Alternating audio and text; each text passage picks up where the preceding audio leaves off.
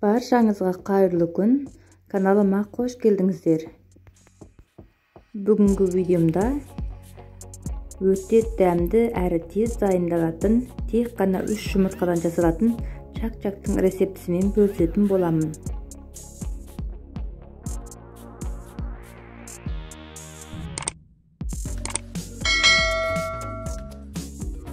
Үш жұмыртқамызды шағып, оған жарты шай қасық тұз және жарты шай қасық ас содасын қосып жақсылап араластырамыз. Сосын ұнымызды аз-аздан қосып араластырып отырамыз. Бізге жалпы 300 грамм ұн қажет болады.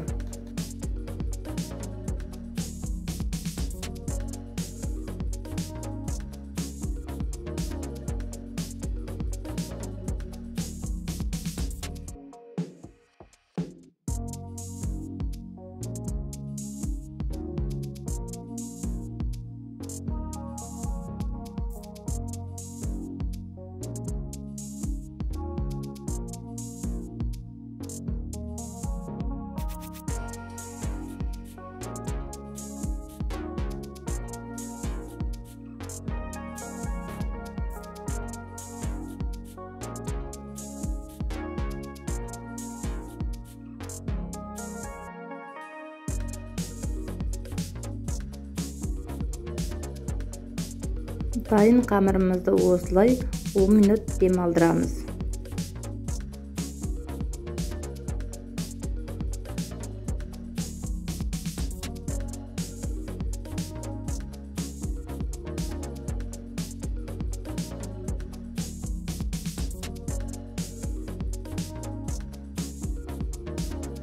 Енді қамырымызды жұп-жұқа етіп жайып аламыз.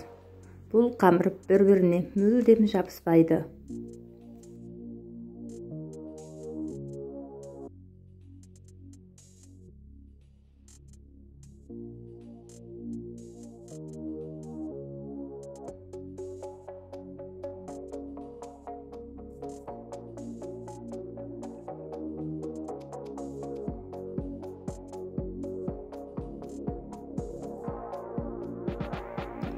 Осылай оқтауға орап, ортасынан бөліп, бөліктерге бөлеміз.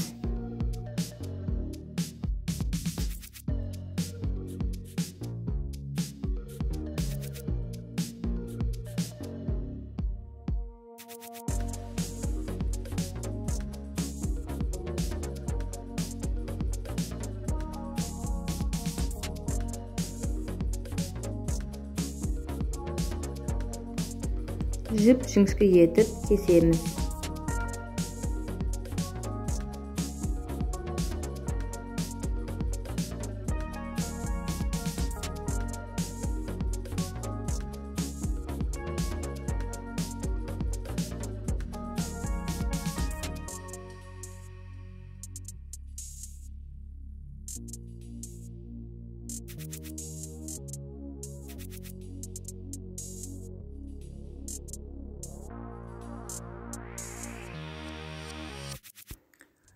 Қызып тұрған майға аз-аздан салып, қуырып аламыз.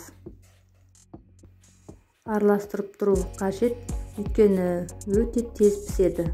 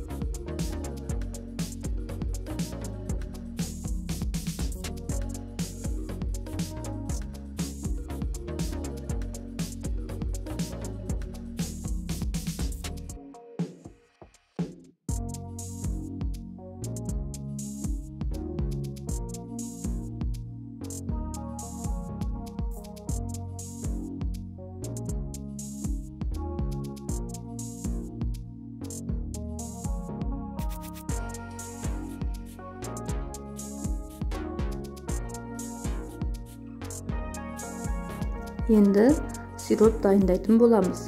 бізге 200 грамм қант, 200 грамм бал және 100 мл су қажет болады. Араластырып тұрып, сиропты 5 минуттай қайнатып аламыз. Сиропты ыстық күйінде чақчаққа құйып, жақсылап қасықпен араластырамыз.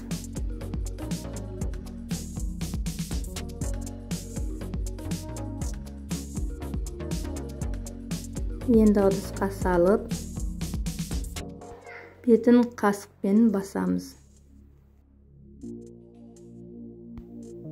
Бетін пленкамен жауып, қолымызбен тағы да басамыз, өйткені турағанда шашырап кетпес үшін. Тоңазытқышқа 2 сағатқа қоя тұрамыз.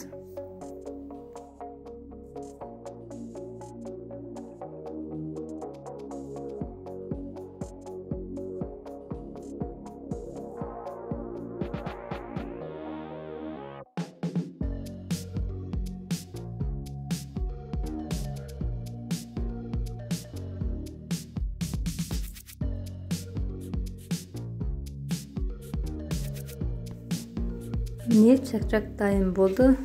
Өте дәмді болды. Балаларға қатты ұнады.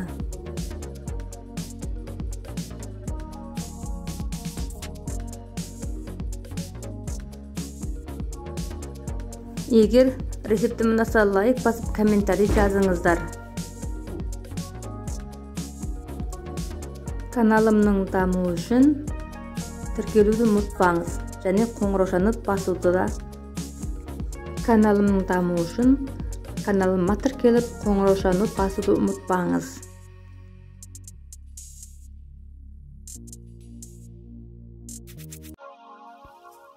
Қайырлы күн, каналыма қош келдіңіздер. Бүгін небәрі 5 минутта дайын болатын светофор салатының рецептісімен бөлісетін боламын. Бізге керек ингредиенттер: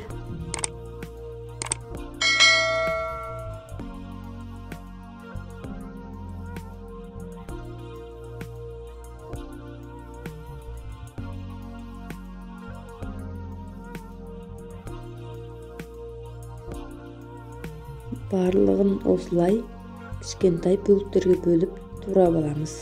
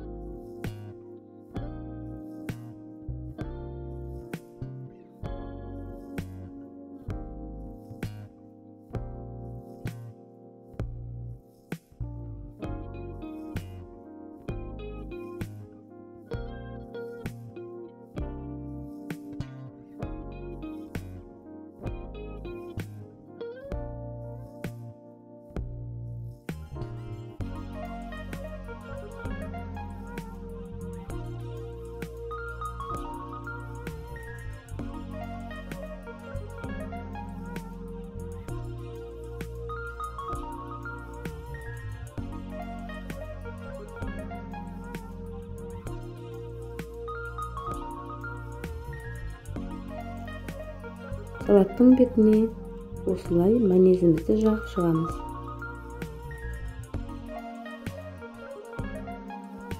Міне салатымыз дайын, өте дәмді болды. Егер рецептім ұнаса, лайк басып, комментарий жазыңыздар. Kanalımның дамуы үшін тіркелу батырмасын басып, каналыма тіркелуді ұмытпаңыз.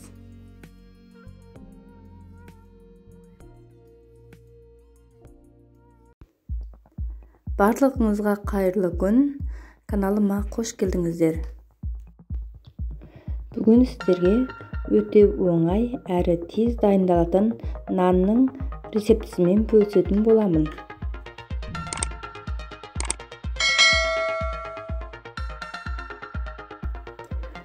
Керек ингредиенттер: жылы сүт 300 мл, ашытқы 1 ас қасық, жұмыртқа 2 дана, қант 100 грамм, ерітілген сармай 100 грамм, 650-700 грамм арасында ұн керек болады.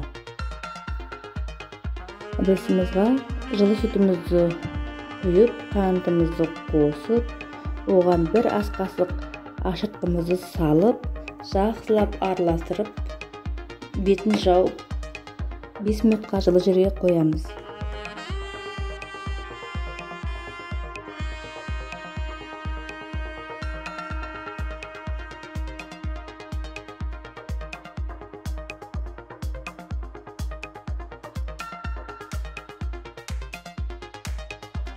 Міне 5 минуттан соң осылай көтерілді.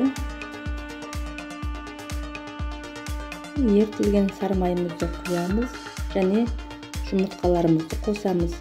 Мен мұнда бір жұмыртқаның сарысын алып қалдым, нанның бетіне жағу үшін. Араластырып, 1 шай қасық тұзымызды салып, енді аз-аздан ұнымызды қосып, араластырып отырамыз.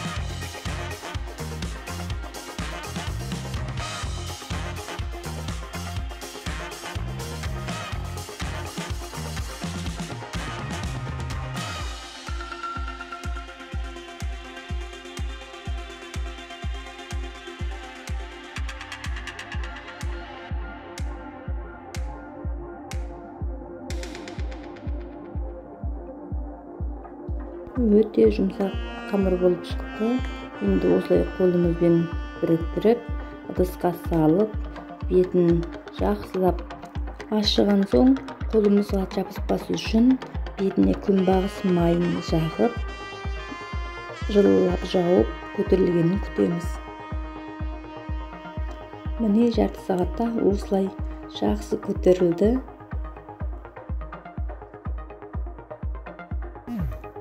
Қамыр жабыс қалмау үшін осылай астын майлап аламыз.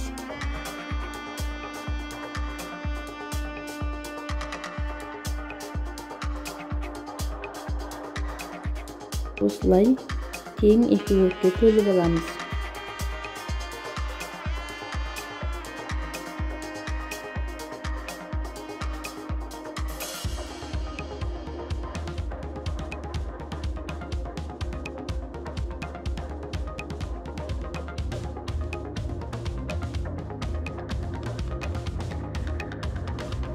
Жұмыртқаның сарысына 2 ас қасық сүтімізді құйып, осылай жұмыртқаны жағып шығамыз. Бұл сап-сары болу себебі үйдің жұмыртқасы.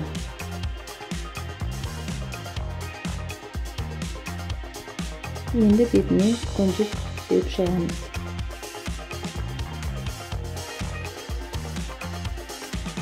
Міне нанымыз пісіп дайын болды.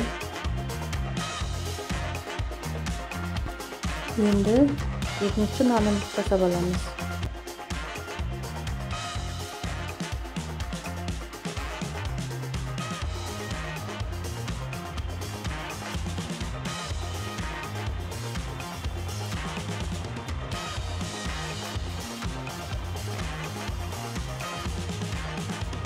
Mine екі nanımыз da pісіп шықты. Нан өте жұмсақ, дәмді болды.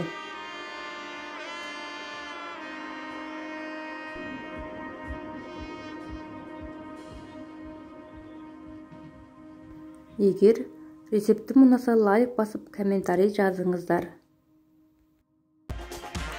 Каналымның тануы үшін каналыма тіркеліп, қоңыраусаны басып қоюды ұмытпаңыз.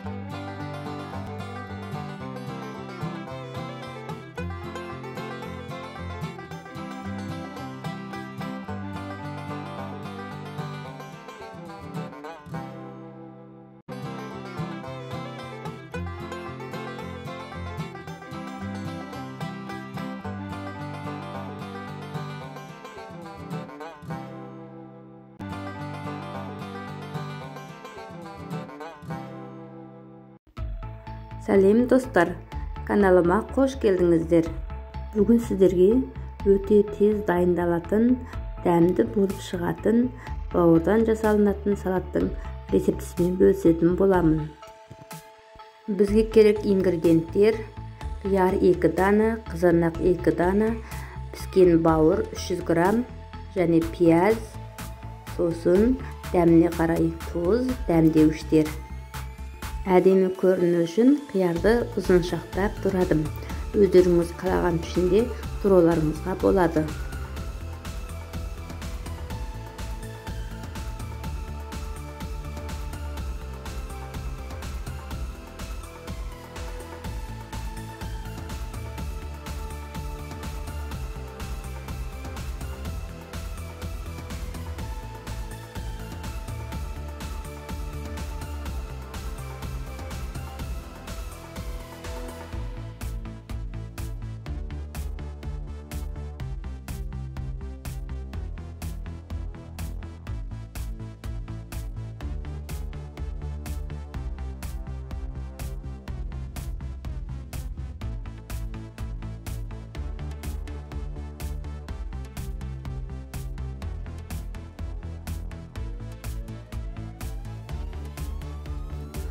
Піскен бауырды осылай ұзыншақтап тураймыз.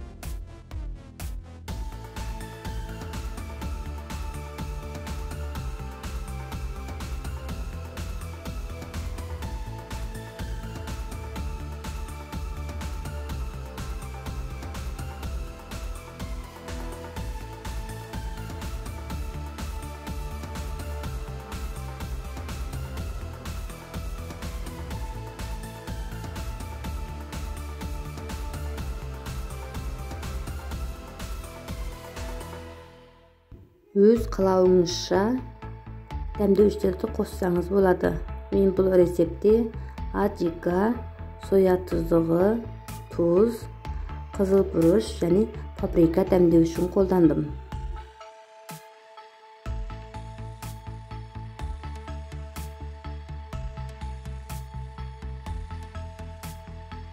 Дәмдеуіштерді жақсылап араластырамыз.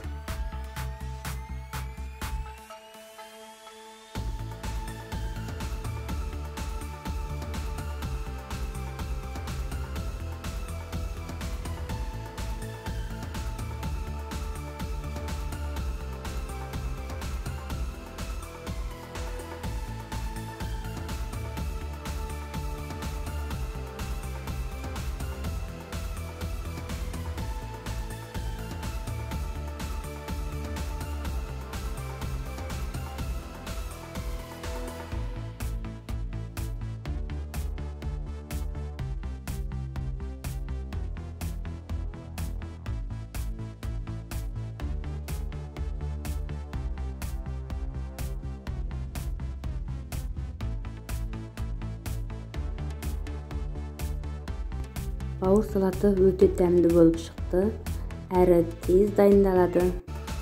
Рецептім ұнаса, лайк басып, комментарий жазыңыздар. Каналымның дамуы үшін тіркелу батырмасын басуды ұмытпаңыз.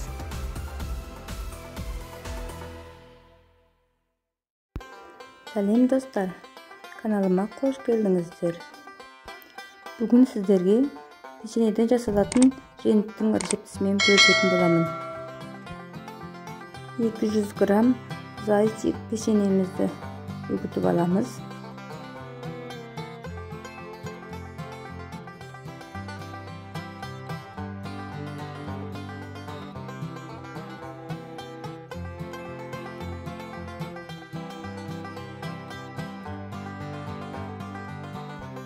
Бөлме температурасындағы сары майды салып, және қантты қосып, жақсылап араластырамыз.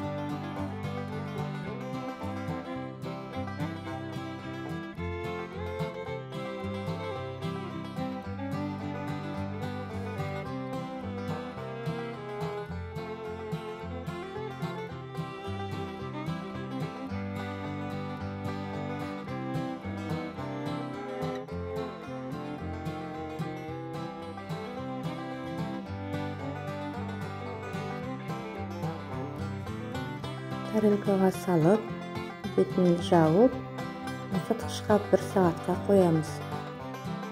Менің каналымның дамуы үшін лайк басып, комментарий жазыңыздар. Каналыма сыр келуді ұмытпаңыздар.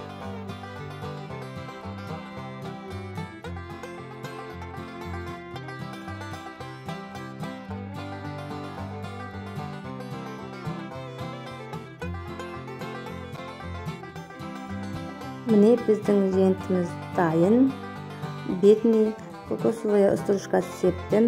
Өте дәмді болды. Өте оңай әрі тез дайындалады. Үйдегі бар печеньеден жасай берсеңіз болады. Сіз де жасап көріңіз.